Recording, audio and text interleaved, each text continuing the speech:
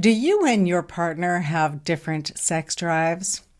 I received this Ask Amy Color question. I have a high libido and my partner has a low sex drive. I want to find someone to explore intimacy with. Where do I go? Pat. Oh, Pat, I'm so glad to hear from you. You say you want to go find someone to explore sex and intimacy with, correct?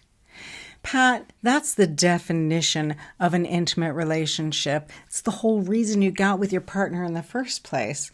The issue is you got in a relationship, and like a lot of people, you expected it to just happen automatically. Pat, you don't need another partner. You need an intimacy game plan.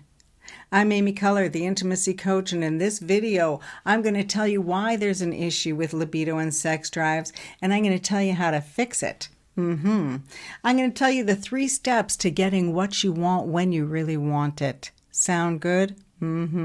Before I get there, take a minute, give me what I want. Hit that like and subscribe button.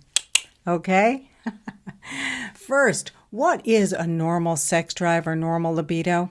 The fact is, there's no normal. Everybody has a different sex drive. Everybody has a different appetite.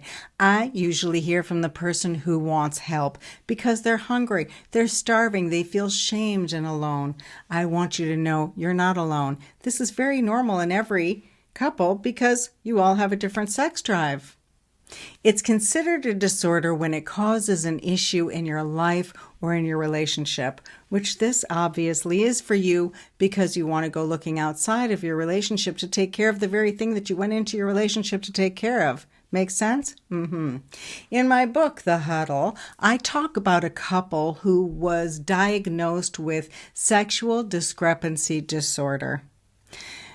It bothered them. They felt like there was something wrong with them. It was the whole reason they came to see me, and I was like, you're normal. Psychologists say that sexual discrepancy disorder, SDD, affects 80% of relationships.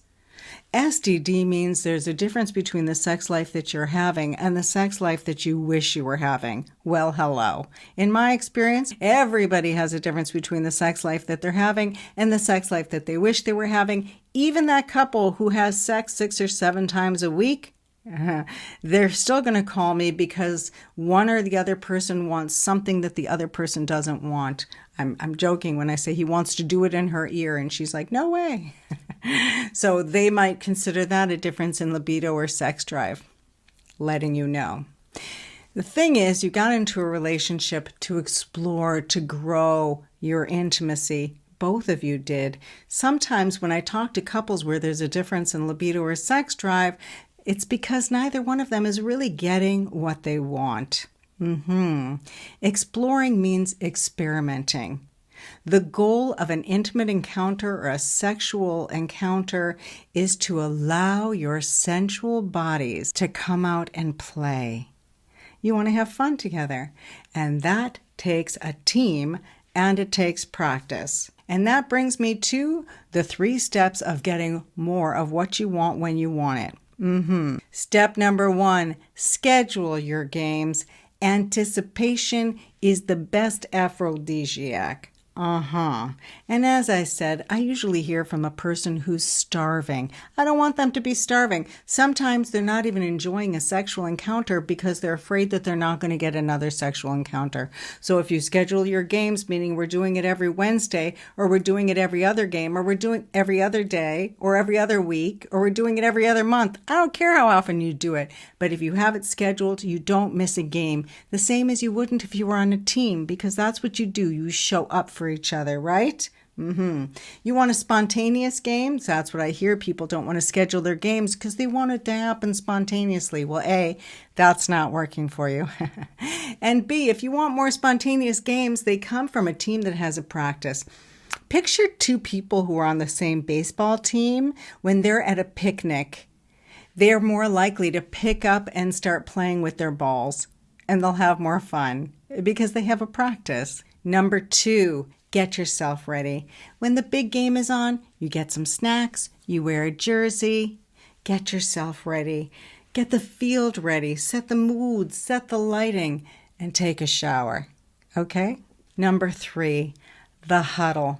A team huddles to get themselves connected and get in the mood to play, right? The huddle is drop the words, drop the distractions, and turn on your sensual bodies to start exploring and having fun together. Does that make sense? I want you to go play, make a lot of sound together. Go have some fun, okay? Schedule your games, get ready for them, and start with a huddle. Just like that. Let me know how this works for you. Leave a note in the comments. Post your Ask Amy Color questions. Download more advice from my site. You'll find links in the description. I look forward to hearing from you. And I'll see you soon.